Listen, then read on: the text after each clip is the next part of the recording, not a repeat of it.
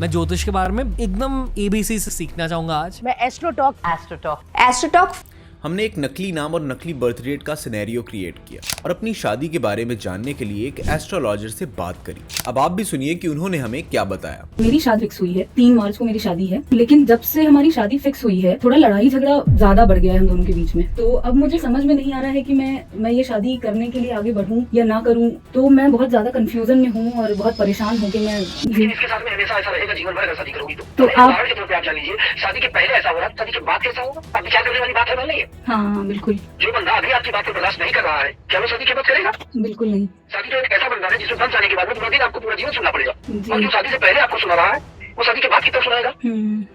लेकिन मेरी जो सलाह है अभी आपके लिए बेहतर नहीं है। इस ऑडियो में सब कुछ फेक था, नाम, जगह, बर्थ डेट, पर ये इतना कॉन्फिडेंट होके आपको कन्विंस करते हैं कि आप इनकी बातों से ऑटोमेटिकली अपने आप को जोड़ लेते हैं। इन पंडित जी के दावे के हिसाब से इनको किसी व्यक्ति के फ्यूचर तक का पता रहता है। पर ये कॉल करने के बाद हमारे मन में एक सवाल आया कि अगर हमारी पूरी आइडेंटिटी फेक थी तो इसका एनालिसिस कैसे पॉसिबल है? यही एस्ट्रोलॉजी का सबसे बड़ा धोखा है। आज के एस्ट्रोलॉजर्स साइकोलॉजी और जेनरिक स्टेटमेंट्स का ऐसा मिक्सचर तैयार करते हैं कि सुनने वाले को लगता है कि जैसे उसी के बारे में बात हो रही है। अब हम आपको कुछ और रियल इंसिडेंट्स दिखाते हैं जिसमें एस्ट्रोलॉजर्स की भविष्यवाणियां साफ तौर पे गलत होती दिखाई दे रही हैं। हम देखें तो कल की विजय भारत की निश्चित है। सिर्फ कांटे के टक्कर है, लेकिन विजय के योग बन रहे हैं 100%। संघर्ष बहुत जबरदस्त होगा, बट फाइनली भारत के पक्ष में ये match completely one sided match था, कोई कांटे की टक्कर नहीं हुई। एस्ट्रोलॉजी का जन्म तब हुआ था जब लोगों ने प्लैनेट्स और कॉन्स्टेलेशन की गतियों को देखना शुरू किया। पहले के समय में लोगों ने देखा कि सूर्य, चंद्रमा और दूसरे प्लैनेट्स पृथ्वी के इकोसिस्टम पर असर डालते हैं। चंद्रमा के प्रभाव से समुद्र में हाई टाइड्स आते हैं। पृथ्वी पर एग्रीकल्चर में भी सूर्य और चंद्रमा का बहुत बड़ा रोल होता है। इंसानी दिमाग एक पावरफुल पैटर्न रिकॉग्निशन सिस्टम है। जब लोगों ने देखा कि कुछ खास समय पर जन्म लेने वाले व्यक्तियों की आदतें एक जैसी होती हैं, तो उन लोगों ने उस समय के ग्रहों और नक्षत्रों की स्थिति को इससे जोड़ दिया। एग्जाम्पल के तौर पे अगर किसी युग में किसी राजा का जन्म किसी एक पर्टिकुलर नक्षत्र में हुआ है और उस राजा ने अपने जीवन में बहुत सफलता पाई, तो लोगों ने सोचा कि वही नक्षत्र दूसरे लोगों की जिंदगी पे भी प्रभाव डाल सकता है। प्राचीन भारतीय और ग्रीक विद्वान जैसे आर्यभट्ट और टॉलेमी ने ग्रहों की गतियों और उनकी स्थिति का अध्ययन किया। इस अध्ययन का एक हिस्सा ज्योतिष शास्त्र यानी कि एस्ट्रोलॉजी के रूप में विकसित हुआ। ये वो वक्त था जब एस्ट्रोलॉजी और एस्ट्रोनॉमी एक ही अध्ययन का हिस्सा हुआ करते थे। और देशों की तुलना में भारत में एस्ट्रोलॉजी का एक अलग ही महत्व रहा,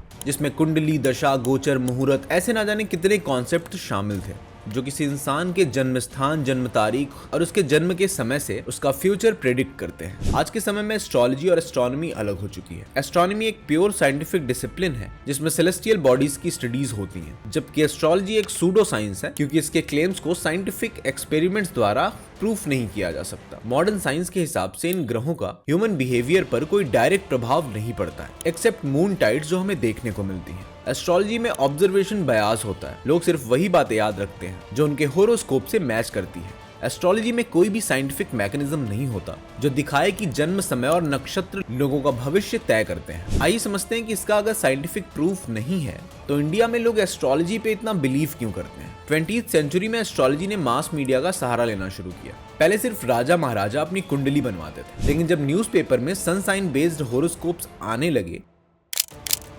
तब आम लोग भी इसमें इंटरेस्टेड होने लगे। 1930s में ब्रिटेन के न्यूज़पेपर ने इसे पॉपुलर करने में सबसे ज्यादा योगदान दिया। 1960s के बाद टीवी और रेडियो पे एस्ट्रोलॉजी का क्रेज बढ़ने लगा। इंडिया में आज का राशिफल जैसे शोज ने एस्ट्रोलॉजी को घर घर पहुंचा दिया और इसके बाद तो हर कोई अपना राशिफल सुनने और समझने में इंटरेस्टेड हो गया। अब जब हमने एस्ट्रोलॉजी के बारे में काफी कुछ आपको बता दिया है, तो आइए समझते हैं कि हमें बेवकूफ कैसे बनाते हैं। एस्ट्रोलॉजर्स का सबसे बड़ा फोकस आपकी प्रॉब्लम्स पे रहता है। ये इंसान की सबसे बड़ी प्रॉब्लम या चिंता को पकड़कर उसी को अपनी भविष्यवाणी का आधार बनाते हैं। दूर से ये आपको बड़े एरोगेंट नजर आएंगे, क्या घमंडी आदमी है, इससे बात कैसे करें। लेकिन जब आप उनसे पास में मिलोगे, उनसे अच्छा यार नहीं, उनसे अच्छा दोस्त नहीं कोई, उनसे अच्छा लाइफ पार्टनर नहीं।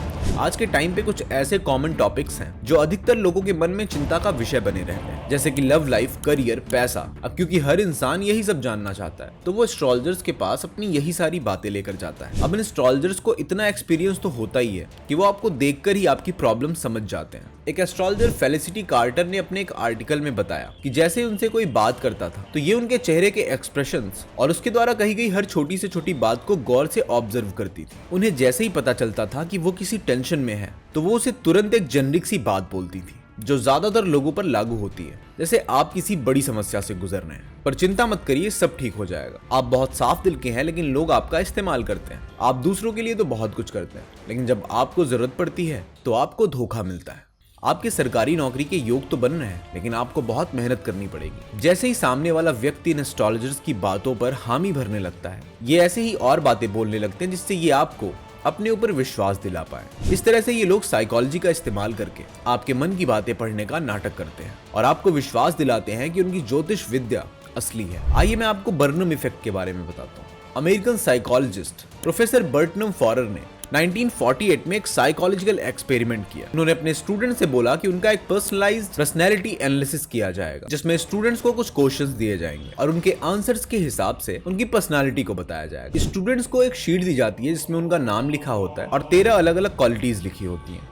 हर स्टूडेंट को अपनी शीट पर अपनी क्वालिटीज के अकॉर्डिंग हर क्वेश्चन को रेट करना था। उन क्वालिटीज में कुछ इस तरह की बातें लिखी हुई थी, जैसे कि कभी कभी आप खुद पर बहुत ज्यादा सख्ती करते हैं, आप कभी कभी अपने फैसलों को लेकर अंडर कॉन्फिडेंट महसूस करते हैं। लेकिन सभी स्टूडेंट्स को एक ही डिस्क्रिप्शन दिया गया था और सरप्राइजिंगली ऑलमोस्ट सभी स्टूडेंट्स को ये सारी क्वालिटीज अपने ऊपर बहुत ही फिट लग रही थी। मतलब कि एक ही लिखी जेनरिक बात सबको अपनी लग रही थी। एस्ट्रोलॉजर्स भी सेम यही चीज करते हैं। वो आपसे कहते हैं कि आप इमोशनली सेंसिटिव हैं, लेकिन कभी कभी लोग आपको समझ नहीं पाते। आप कभी कभी अपने फैसलों को लेकर डाउट महसूस करते हैं। आप मेहनत करने वाले इंसान हैं, लेकिन कभी कभी आपको ऐसा लगता है कि आपके एफर्ट्स की कद्र नहीं हो रही। आप बहुत अच्छे इंसान हैं, लेकिन इसी चीज का लोग फायदा उठाते हैं। क्या बात कर रहे हैं? ये तो लेटेस्ट न्यूज है। ये ऐसी बातें हैं जो हर किसी के साथ कभी ना कभी हुई होती हैं, लेकिन सुनने वाले को लगता है कि अरे यार ये तो मेरी ही बातें कर रहा है। और एक आम आदमी जो पहले से ही परेशान रहता है, वो बड़ी आसानी से इनकी बातों में आ जाता है। ऐसे ही एक बहुत ही सटल लेकिन पावरफुल कनेक्शन है जो इंसान को एस्ट्रोलॉजर्स की बातें मानने के लिए मजबूर कर देता है। वो है कंफर्मेशन बायस, जिसका मतलब है हम लोग जो सुनना चाहते हैं हमें वही सुनाई देता है। जैसे कि अगर किसी एस्ट्रोलॉजर्स ने 10 बातें कही और उनमें से 2-4 बातें आपके लाइफ में सही हो गई, तो लोग वो 6 बातें भूल के उन्हीं 2-4 बातों को याद रखते हैं और सोचते हैं कि उन एस्ट्रोलॉजर ने जो कहा था वही हो रहा है मेरे साथ। लोग इन एस्ट्रोलॉजर्स पे इतना ज़्यादा विश्वास करते हैं कि अगर किसी एस्ट्रोलॉजर ने आपसे कहा है कि फलाना तारीख के बाद आपका अच्छा समय शुरू होगा, पर आपको नहीं पता है कि आपके साथ क्या अच्छा होगा, आपकी नौकरी लग जाएगी या आपको कोई अच्छी खबर सुनने को मिल जाएगी, और मान लो ये सब ना होकर आपका एक्सीडेंट हो जाता है, ये भगवान क्या जुल्म है। तो आप इस बात पर ध्यान नहीं देंगे कि आपका एक्सीडेंट हुआ।